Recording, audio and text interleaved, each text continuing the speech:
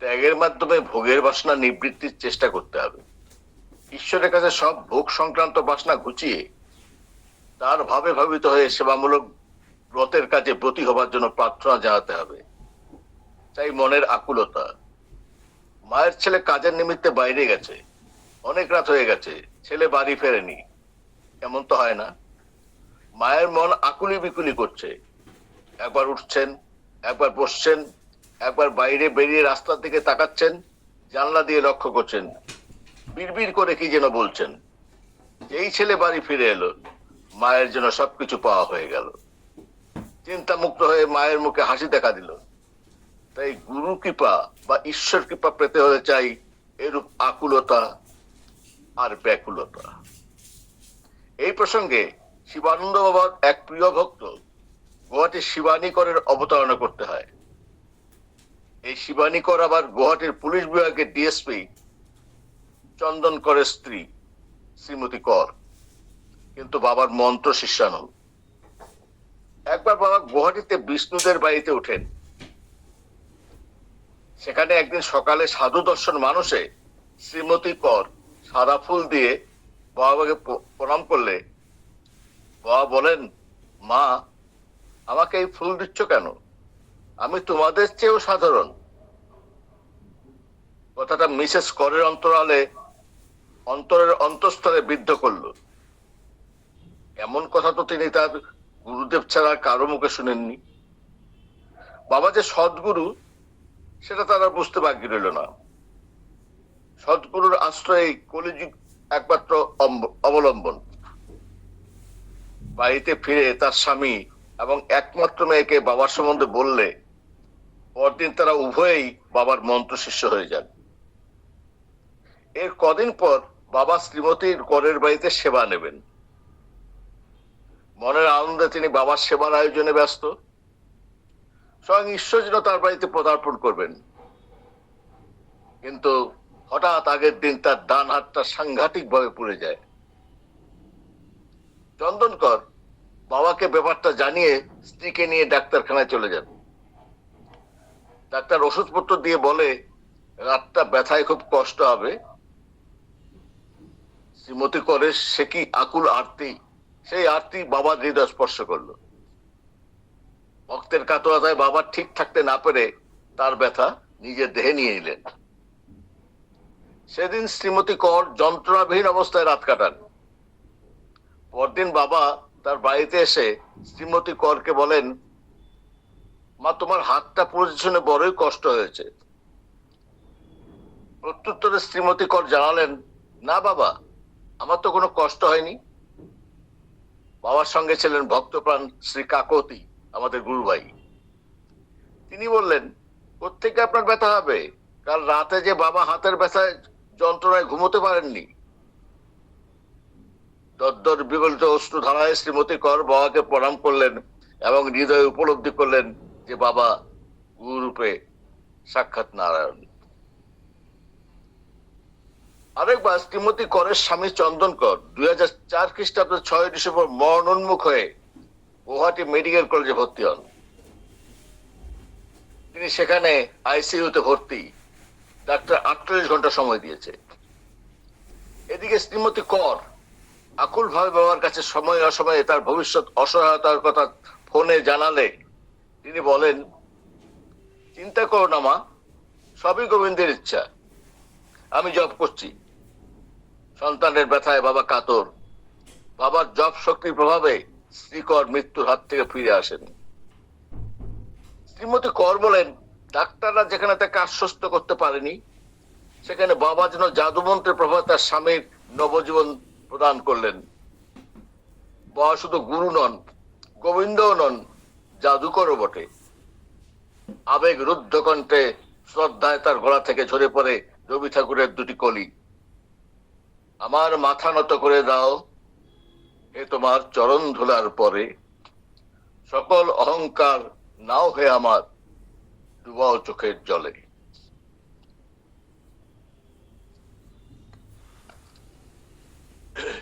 এবার আরেকটা কাহিনী বলছি।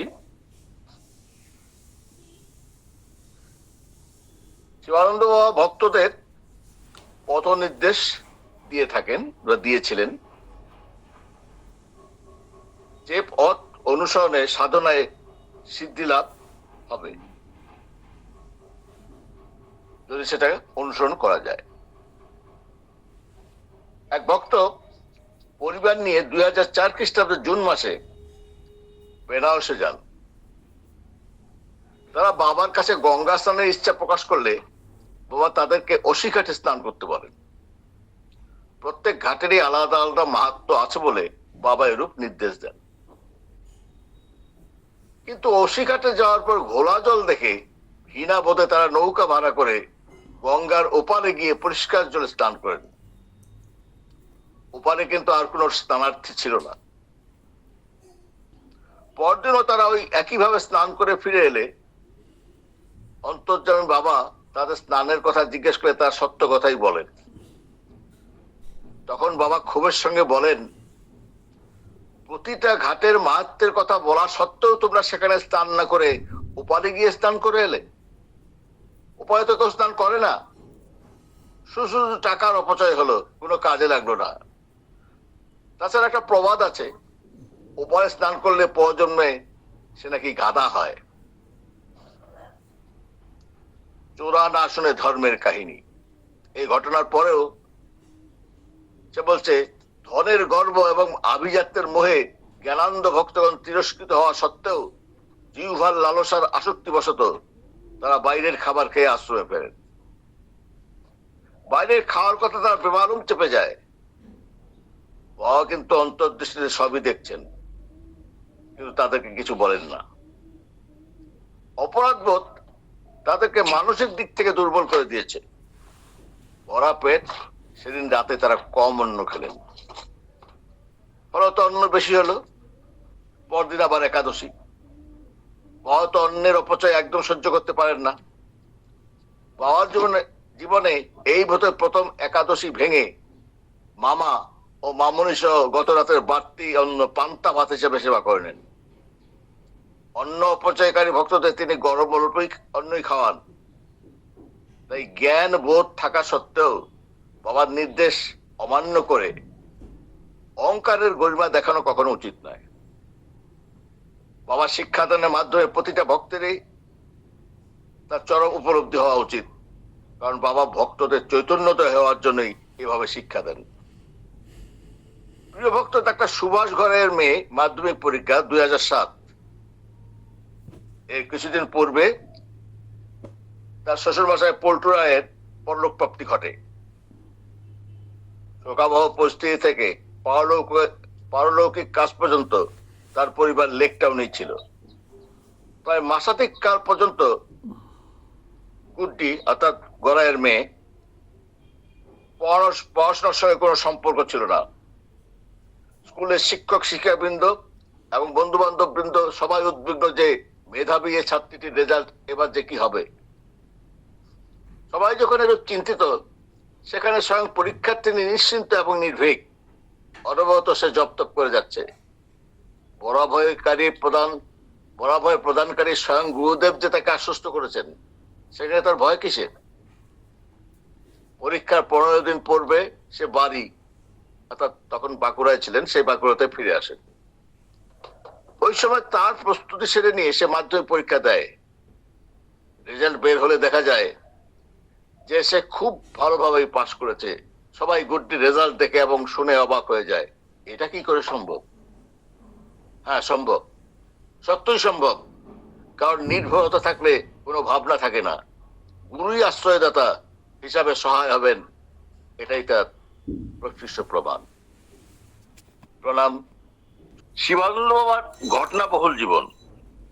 তার দৈনন্দিন জীবনে তিনি যা দেখিয়েছেন, অনেকের ভাগ্যে যা দেখার বা শোনার সৌভাগ্য হয়েছে, সেগুলো একসঙ্গে করলে মহাজীবন তৈরি হয়ে যায়। কিন্তু অনেক পুরানো ভক্ত যারা অপ্রকট হয়ে গেছেন, তার সে ঘটনাগুলো লিপিবদ্ধ করে রাখেননি। কিছু ভক্ত বাবার অলৌকিক ঘটনা প্রত্যক্ষ করে বা শুনে বাবার মূল্যবান বাণী সংগ্রহ করে আমাকে দিয়েছেন। তাদেরই একজন হচ্ছে শ্রী নিশীথ কুমার দাস, কুকুমনির কাকা।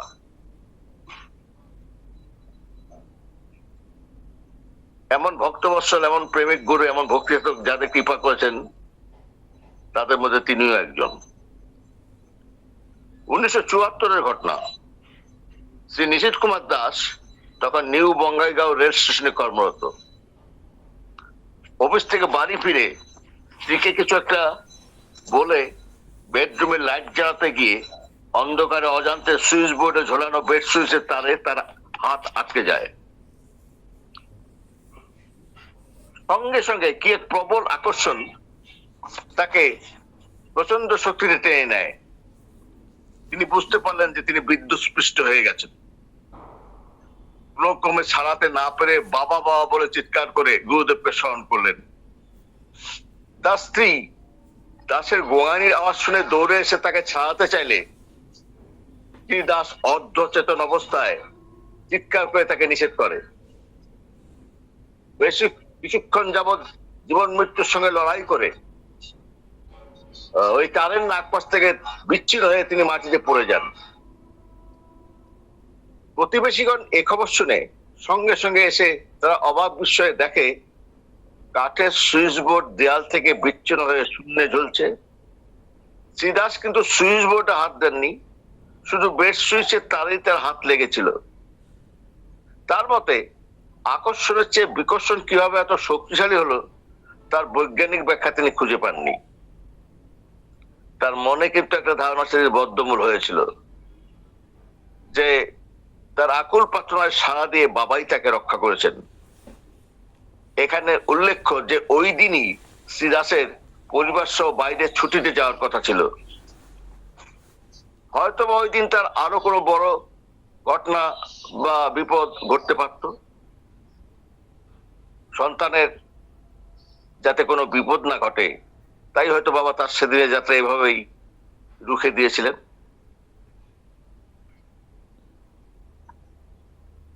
এই ঘটনার 3 বছর পর শ্রীদাস তার 2 জন সহকর্মীকে নিয়ে অফিসের কাজে তেজপুর, আসাম গিয়েছিলেন। কাজের শেষে নিউ বঙ্গাইগাঁও ফিরছিলেন। তার স্ত্রী তখন সেখানে ছিলেন না। তাই বাড়িতে ফিরে রান্নার ঝামেলা এড়ানোর জন্য ট্রেনেই খাবার সেরে ফেলার চিন্তা করছিলেন। তার পাশের কোষ্টায় ছিল ডাইনিং কার। সেখানে গিয়ে রাতের খাবার সেরে নেয়ার জন্য ছোট্ট একটা স্টেশনে ট্রেন থামলে তিনি নিয়ে পড়লেন। যেখানে ডাইনিং কারে কামরা ছিল সামনের দিকে, সেখানে অন্ধকারে কিছু বুঝতে না পারে ভ্রমবশত তিনি পিছনের দিকে রওনা দিলেন। ঠিক সেই মুহূর্তে ট্রেনটা ছেড়ে দিয়ে তিনি উদ্ভ্রান্তের মতো একবার সামনে একবার পিছনের দিকে দৌড়াদৌড়ি শুরু করে দিলেন। শীতের রাত, ট্রেনের দরজা জানলা সব বন্ধ। নিরুপায় হয়ে কোনো মতে একটা কোচের হ্যান্ডেল বা হাত দিয়ে ধরে ফুটবুট দিয়ে দাঁড়ালেন। প্রচন্ড গতিতে এক্সপ্রেস ট্রেন ছুটে চলছে। শ্রীদাস ডান হাত দিয়ে সজোরে দরজায় ধাক্কা দিচ্ছেন, কিন্তু দরজা কেউ খুলছে না। নিরুপায় হয়ে তিনি কাঁদতে কাঁদতে গুরুদেবকে ডাকছিলেন, বাবা বাবা আমাকে বাঁচাও। ডিসেম্বরের শীতের রাত, তার সমস্ত শরীরে বরফ ঠান্ডা হাওয়া ছুরির পড়ার মতো বিচ্ছিল। হঠাৎ একটা লোক জানলা খুলে তাকে দেখে কি মনে করে সঙ্গে সঙ্গে তা আবার বন্ধ করে দিল। দাসের হাত যখন অবসর উপক্রম, ঠিক তখনই আরেকটা লোক দরজা খুললে তিনি ডান হাত দিয়ে তার পা দুটো আঁকড়ে ধরে উঠার চেষ্টা করছিলেন, আর ওই লোকটা তাকে কোনো মতে টেনে তুলল। অবাক বিস্ময়ে শ্রী দাস দেখলেন ওই কামরাটাই তার বহু আকাঙ্ক্ষিত ডাইনিং কার। রাত 9টা, সব কর্মচারী খাওয়া শেষ, শুধু ম্যানেজার তার থালা নিয়ে বসার উপক্রম করছিলেন। দয়া পরবশে তিনি তার থালার অর্ধেক পরিমাণ ভাত দিয়ে জানালেন যে তিনি মিনিট 10 যাবৎ আওয়াজ শুনছিলেন, কিন্তু চালের চোরা কারবারি মনে করে দরজা খুলেননি, কারণ ওই পথে চাল চোরা কারবারির খুব উৎপাত। তিনি বললেন, জীবনে আর কখনো এইরূপ ঝুঁকি নেবেন না। অপঘাতে মৃত্যুর চেয়ে একটা না হয় একটু না খেয়েই কাটিয়ে দিতেন।